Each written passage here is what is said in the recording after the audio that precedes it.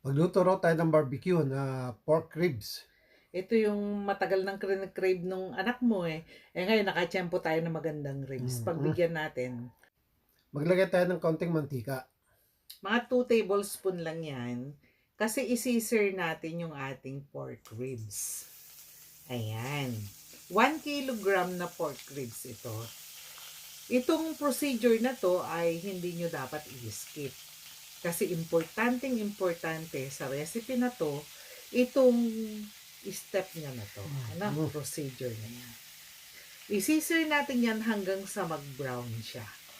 Yung slightly brown. Yes. Sa ganyang paraan kasi, mapapalabas natin yung kanyang aroma. Okay. Magbabaliktad din tayo.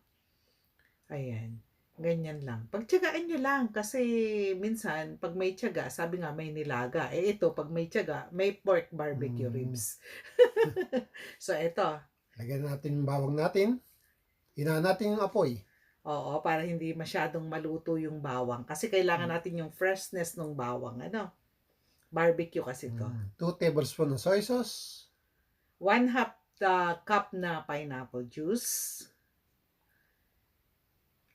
1/2 ka na banana ketchup. 1/2 cup yan.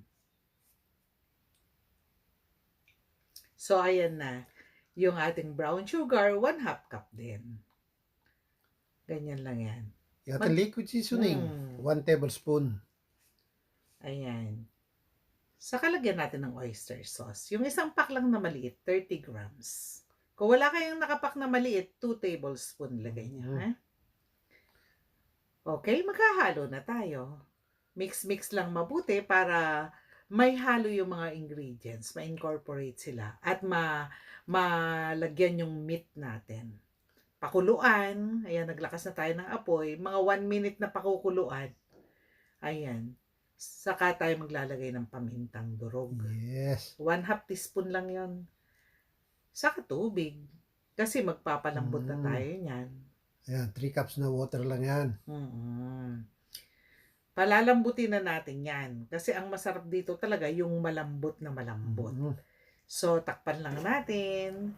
Ayan, pag medyo malambot-lambot na, maglagay tayo ng sili. Ayan. Kasi sabi nung bunso, spicy raw. Pero pwede kayong huwag maglagay ng sili kung ayaw ng maanghang. Pag natutuyuan na ganyan, i-check nyo na yung inyong ribs, pork ribs, kung malambot Ayan, na. malambot na. Malambot na.